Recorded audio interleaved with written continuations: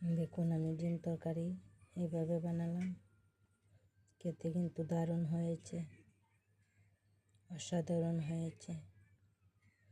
কি বলবো, আপনারা একবার এইভাবে বানিয়ে খেয়ে আমাকে কমেন্টে জানাবেন কেমন হয়। দেখুন খুব সুন্দর হয়েছে, আপনাদেরও ভালো লাগবে এইভাবে একবার বানালে। এইভাবে বানাবো কিভাবে, সঙ্গে থাকবেন আমার দেখে নিই। তো চলুন কীভাবে বানাবো শুরু করা যাক। প্রথমে আমি ডিম সিদ্ধ করে কষা চালিয়ে নিলাম, আর অল্প কেটে কেটে দিলাম, মশলা ঢুকবে। আর এদিকে আমি মশলার জন্য রেডি করছি আদা অল্প, একটা পেঁয়াজ আর 2-3 কোয়া রসুন বেটে নিব। আর এই আলুর টুকরোগুলো আমি এইভাবে লাল লাল করে ভেজে নিচ্ছি, আপনাদের সাথে শেয়ার করতে পারছি না কাটাটা। আর মশলা রেডি করলাম, জিরের গুঁড়ো, ধনিয়ার গুঁড়ো, পেঁয়াজ, আদা বাটা, রসুন, লঙ্কার গুঁড়ো নিলাম। আমি জল দিয়ে অল্প সময় আমি ভিজিয়ে রাখবো, গুঁড়া মশলা তো, তাই আমি অল্প সময় আমি জল দিয়ে রাখবো। এখানে এভাবে জল দিয়ে ভিজিয়ে রাখলাম। আর এদিকে আমি কড়াই বসিয়ে দিলাম ডিম তরকারি সম্বাস দেওয়ার জন্য। তো দিয়ে দিলাম আমি তেল, সরষের তেল দিলাম। আপনারা যে তেল খান এই তেলও ইউজ করতে পারবেন, অসুবিধা হবে না।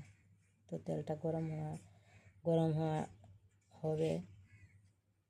আমি একটু তেলটা গরম করে নেওয়ার জন্য একটু সময় নিচ্ছি। তো যখন আমার তেলটা গরম হয়ে গেছে, তো আমি দিয়ে দিব এই তেলের মধ্যে 2 এলাচ আর দারচিনি আমি দিয়ে দিলাম। 2বার নেড়ে ছেড়ে 2টা তেজপাতা দিয়ে দিলাম। এগুলো খুব সুন্দর গন্ধ আসছে। তারপর আমি দিয়ে দিলাম একটা পেঁয়াজ কুচি। তো পেঁয়াজ কুচিটা দিয়ে দিলাম, ভালো করে ভেজে নিব, লাল লাল করে বাদামি কালারের মতো ভেজে নিব। তো আপনারা দেখতে থাকবেন, স্কিপ করবেন না। যারা নতুন আছে রান্নার সুবিধা হবে তারা শেখার জন্য। আমার ভিডিও আপনাদের কেমন লাগে অবশ্যই জানাবেন কমেন্ট করে। তো দেখতে থাকুন আমার ভিডিওটা।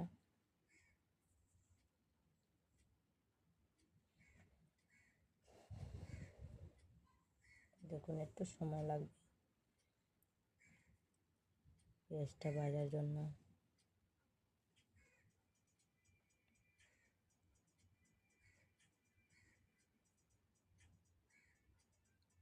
আপনাদের সাথে ভিডিও শেয়ার করা আমার তো খুব ভালো লাগে। ভিউজ হয় কি না হয়, কমেন্ট হয় কি না হয়, এ আশা আমি করি না। তো ভিডিও যখন ছাড়ি তো ভিউজ আর কমেন্ট আসলে ভিডিও বানানোর উৎসাহটা খুব বাড়ে, মনে উৎসাহ আসে। তো দেখুন অনবরত আমি নেড়ে চেড়ে রাখবো, নিচে যাতে না জ্বলে যায়। তাই আমি অনবরত নাড়াচাড়া করে রাখি পেঁয়াজটা ভাজার জন্য। হয়ে গেছে প্রায় আমার পেঁয়াজ।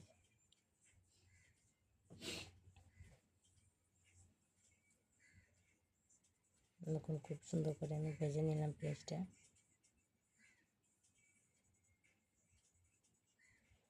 বাদামি কালার হয়ে গেছে। তো আমি মশলাগুলো ভিজিয়ে রাখছি, মশলাগুলো দিয়ে দিলাম। বাটিটা ধুয়ে অল্প জল দিয়ে দিব, আর স্বাদ অনুযায়ী লবণ আমি দিয়ে দিব।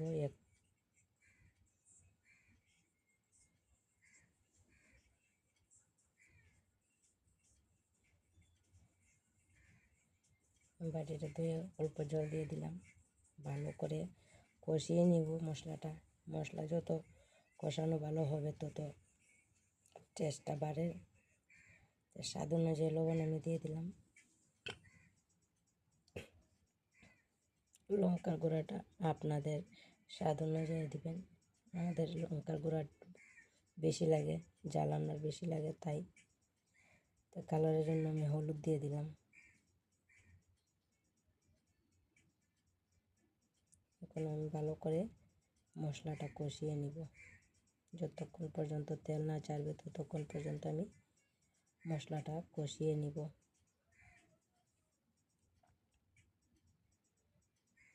তো বন্ধুরা, জানাবেন আমাকে কমেন্টে আমার রান্নাটা কেমন হয়। ভিডিওটা দেখার জন্য অনুরোধ রইল, দেখতে থাকুন।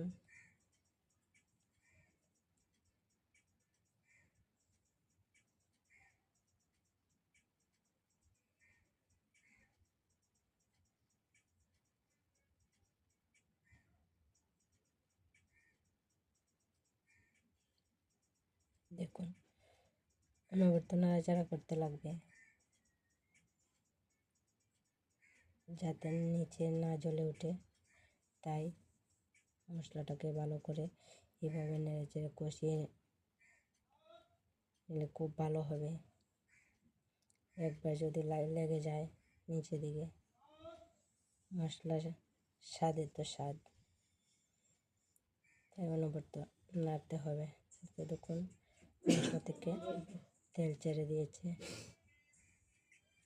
মশলাটা খুব ভালো কষানো হয়েছে।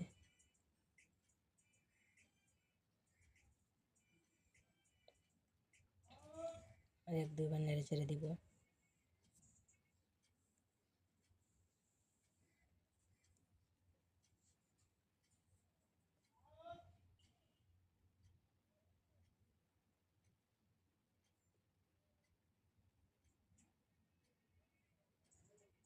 দেখুন হয়ে গেছে।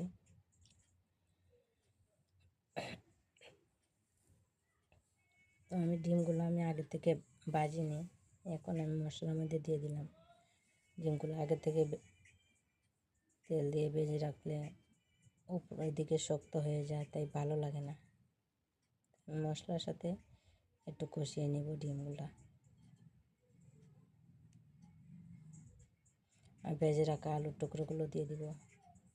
দেখুন আমি দিয়ে দিলাম ভেজে রাখা আলুর টুকরোগুলো। আমি 1-2 বার আরেকবার মশলার সঙ্গে কষিয়ে নেব। বেশি সময় কষাতে লাগবে না, 1-2 বার নাড়াচাড়া দিলে হবে, যথেষ্ট।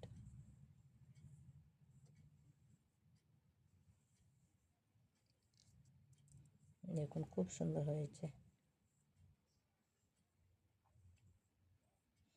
আমি জল দিয়ে দিলাম। আর আমার ভাজার সময় আলুগুলো প্রায় হাফ সিদ্ধ হয়ে গেছে। আমি 5 মিনিটের মতো রান্না করে নিব।